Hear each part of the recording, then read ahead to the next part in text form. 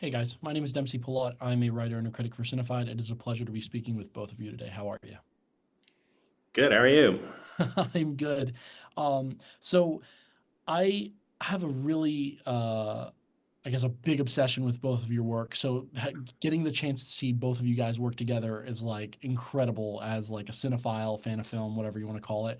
My first question is for both of you actually too.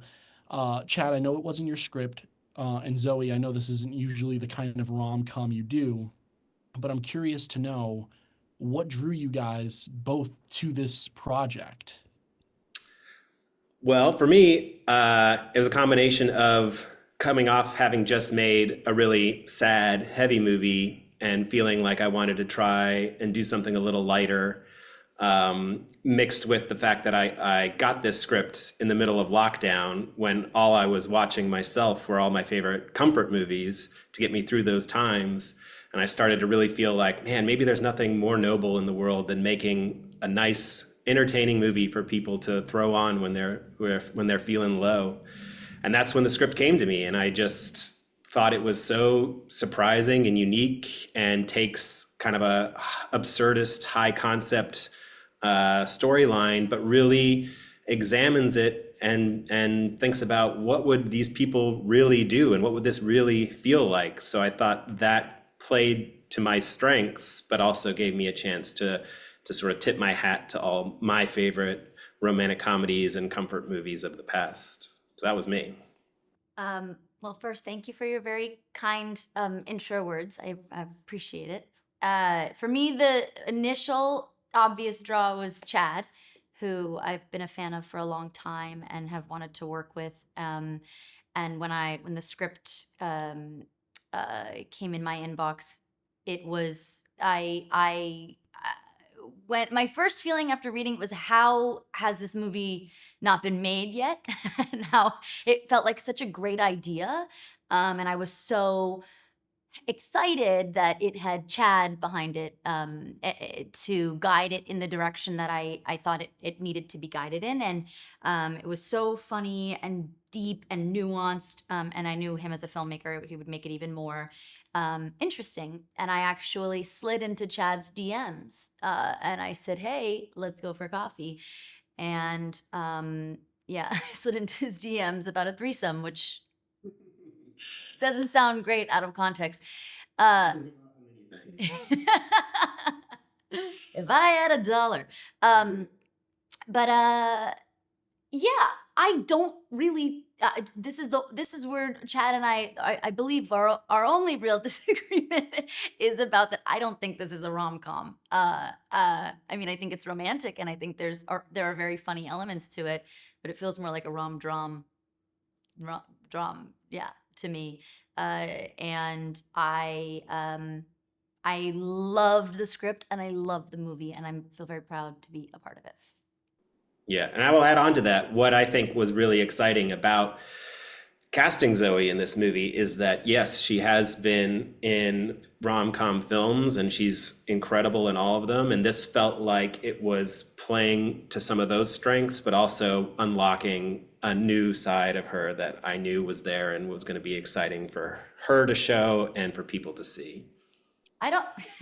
Never mind. Go ahead. Well, no, I do want to touch upon the character that you play in a second, Zoe. But before I ask that question, I do want to go to what Chad said before about his last film. I loved Little Fish. Okay, like one of my favorite movies of the decade so far, maybe even the century. What I find so interesting about it is it's a film about a pandemic that was released in the middle of a pandemic. Do you think that this film is also a kind of strange social commentary about how hard it is to connect with people, or how much easier it is, or how worse it is getting to connect with other people?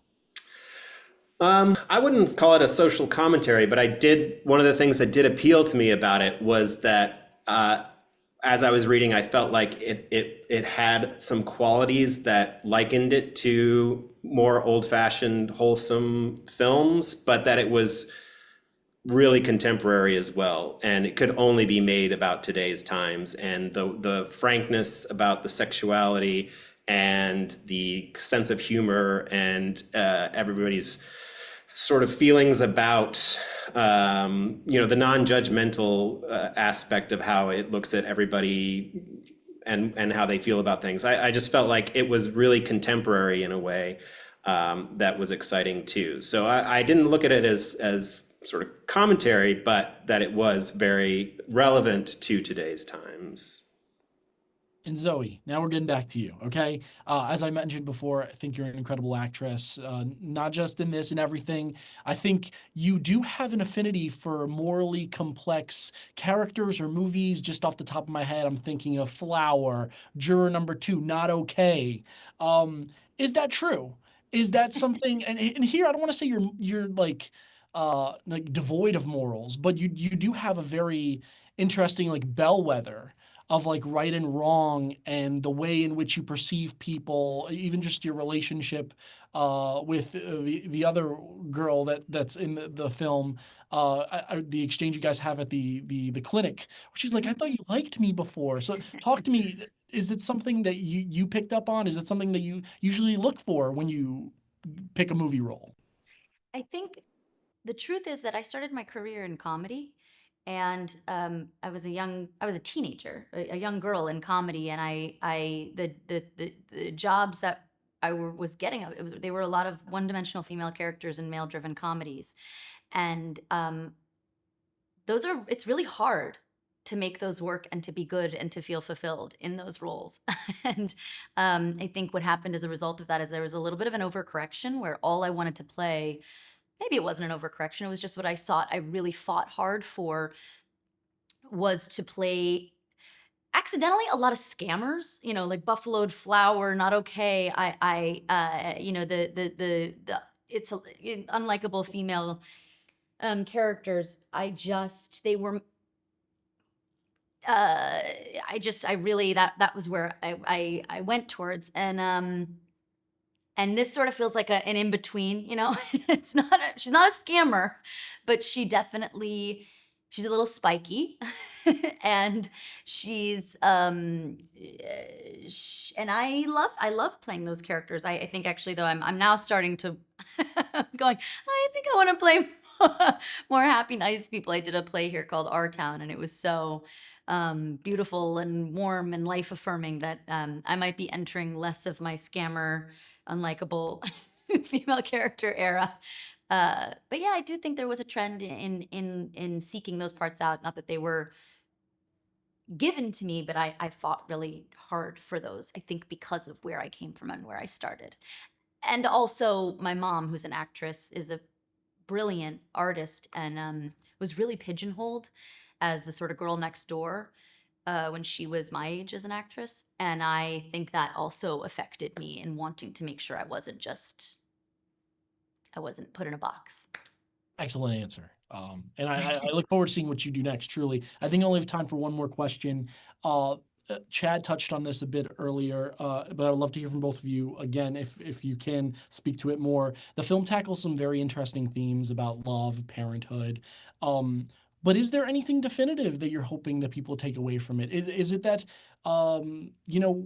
we can all come together even if we don't all have the same lineage? That's what I took away from it. And it's something that I really do love about the film. But what do you guys have to say? For me, I always sort of feel a little presumptuous thinking in those kinds of terms of like what I want an audience to think about or discuss afterwards. But I definitely was chasing a feeling, like I said. I was chasing a feeling that I wanted the film to sort of envelop people with. And so I would say it was more that for me than any particular message. Although, that's not to say that I didn't take all the topics of the movie seriously. But yeah, in terms of what an audience takes away, I like to leave that to the audience, more or less. But it was the feeling. Oh, me too. Me too. I never want to tell people what to feel or what to think. I'm always curious though what they do. And I'm thrilled that this movie is finally coming out and people get to experience Chad's beautiful work, and look forward to hearing how people respond to it and what they get out of it. Guys, thank you so much for your time. Thank you so much for letting me see this film. I will tell everybody I know to go see it, and I cannot wait to see what each of you do next. Have a great Thank day. you so much. Very nice of you, Jim. Thank you. Thank I you. appreciate you. See ya.